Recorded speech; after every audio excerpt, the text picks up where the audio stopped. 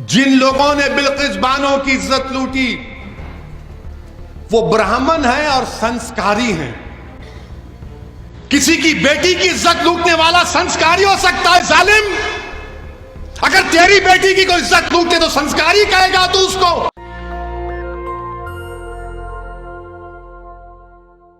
क्या इसीलिए भी अम्मा हजरत महल ने इस मुल्क के लिए कुर्बानी दी कि उनकी बेटी जिसका नाम बिल्किस बानो है उसको इज्जत लूटने वालों को छोड़ दिया जाएगा? कौन है बिल्किस बानो? 2002 में बिल्किस बानो को गुजरात के उस प्रोग्राम में, जेनोसाइड में, बिल्किस बानो को उसके पड़ोसियों ने उसकी इज्जत लूटी। वो बिल्किस बानो जो पड़ोसियों को चचा कहती थी, उन चचाओं ने बिल्किस बानो की इज्जत लूटी। वो बिल्किस बानो जिसके हाथ में चूड़ियां थी, उसने उसकी इज्जत लूटने वालों की दुकान से उस वक्त चूड़ियां पहनी हुई थी, उसने उसकी बिल्किस बानो की इज्जत लूटी। बिल्किस बानो हामिला थी जब उसकी इज्जत लूटी गई।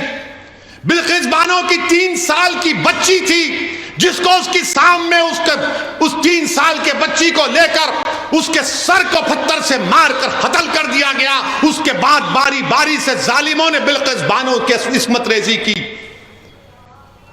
बिल्किस बानो के सामने उसकी मां को और 4 रिश्तेदारों की इज्जत लूटकर उनका कत्ल कर दिया गया।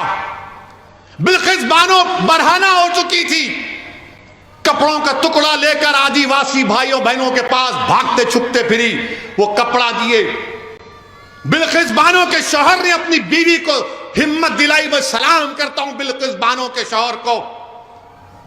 अल्लाह मुसलमान शौहरों को बिल्किस बानो के शौहर से हौसला हासिल करो कि उसने अपनी बीवी के इंसाफ के लिए अपने बीवी के हर तरह से मदद की।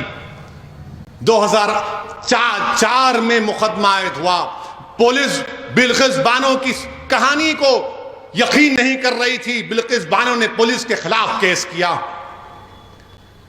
मेडिकल डॉक्टरों ने झूठी रिपोर्ट दी, बिल्किस बानो ने इनके खिलाफ रिपोर्ट की, मुकदमा किया।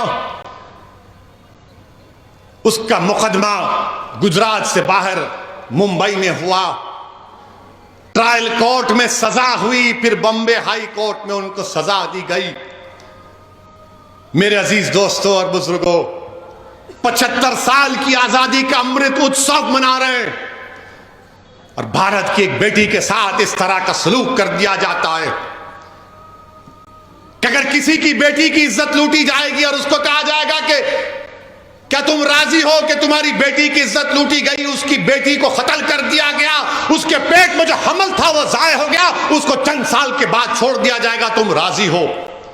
तो कोई बाप, कोई मां, कोई भाई, कोई बहन तैयार नहीं होगी, कोई इंसान तैयार नहीं होगा। जिसके दिल में इंसानियत जिंदा होगी वो कहेगा कि नहीं, ऐसे जालिमों को जेल में सड़ाना चाहिए।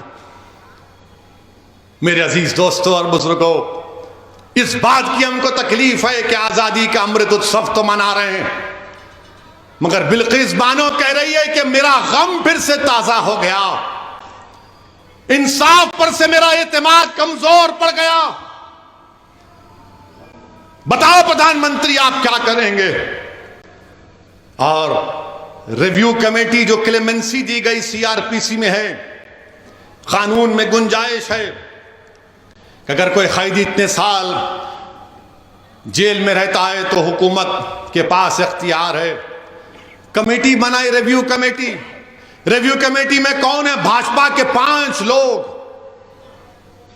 2 एमएलए उसमें, और एक साहब तो गोधरा के ट्रेन के उस वाक़े में प्रोसिक्यूशन के विटनेस थे, वो मौजूद। जो ट्रायल कोर्ट का जज की भी राय लेना पड़ता, उसने कहा कि नहीं छोड़ना चाहिए इन लोगों को जिन्होंने बिल्किस बानो की इज्जत लूटी, उसकी मां की इज्जत लूटकर 4 खवातीन को मार दिया, उसकी बेटी को मार दिया। ट्रायल कोर्ट के जज ने कहा कि नहीं छोड़ना चाहिए।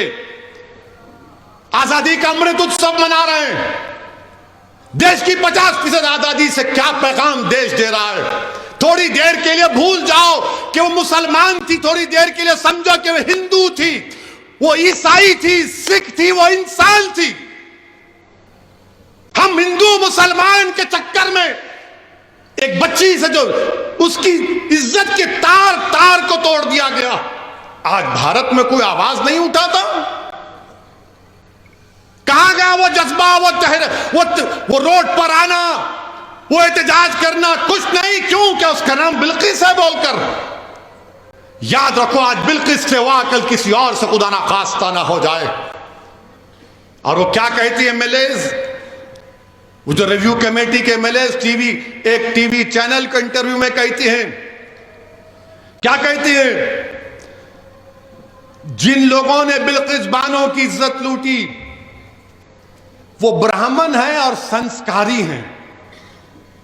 किसी की बेटी की इज्जत लूटने वाला संस्कारी हो सकता है जालिम?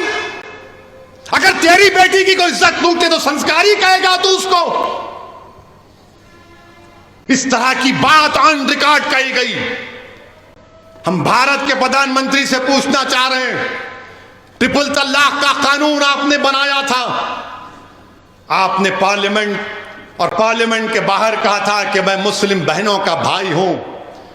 प्रधानमंत्री बिल्किस बानो भी आपकी बहन की बेटी है। प्रधानमंत्री बिल्किस बानो भी आपकी भाई की बेटी है। आप नरेंद्र मोदी हैं मगर आप देश के प्रधानमंत्री हैं, आप मुल्क के वजीर आजम हैं। हम आपसे अपील करते हैं, इंसाफ की खातिर आप अपने अख्तियारात को इस्तेमाल करिए और उन 11 लोगों को दोबारा जेल भिजाइए। वो बिल्किस लाचार और यतीमी की हालत में आज कह रही है कि मैं दुनिया से बात नहीं करूंगी, मैं दुनिया से बात नहीं करूंगी, इंसाफ पे से मेरा भरोसा उठ चुका है। हम वजीर आजम से अपील करते हैं, मुल्क के वजीर आजम से हर शख्स अपील करता है कि भारत के प्रधानमंत्री, तारीख में आपको किस तरह याद किया जाएगा वो आप फैसला कर लो। आप 2 इलेक्शन जीत चुके हैं मगर ये इंसाफ का मामला है, ये इंसाफ का मामला है वजीर आजम। आप मुल्क के 133 करोड़ अवाम के वजीर आजम हैं। आप सिर्फ वोट डालने वालों के वजीर आजम नहीं है देश के प्रधानमंत्री। आप अपने अख्तियारात को इस्तेमाल करो। बिल्किस बानो अपने घर से निकलने से डर रही है। हम देश के वजीर आजम से, मुल्क के वजीर आजम से कहना चाहते हैं, आजादी का अमृत उत्सव मनाइए मगर देश की 50% आबादी को आपकी सरकार ने, आपकी पार्टी ने गलत पैगाम दिया। यह खवातीन से नाइंसाफी है। जो इंसाफ को पसंद करते हैं वो मायूस हो चुके हैं। जो बाप अपनी बेटी के वास्ते परेशान है वो देखकर बोल रहा है कि मेरी बेटी का क्या होगा। इस मुल्क में कोई दिन नहीं जाता जब हमारी खवातीन पर जुल्म नहीं किया जाता। नेशनल दस्तक की आपसे गुजारिश है कि अगर इसको बचाना चाहते हैं तो नेशनल दस्तक को सब्सक्राइब करने के लिए रेड कलर के सब्सक्राइब बटन को दबाएं, फिर बेल आइकन की घंटी दबाएं। नेशनल दस्तक को बचाने के लिए बहुत जरूरी है कि हर खबर को शेयर करें, लाइक करें, कमेंट जरूर करें।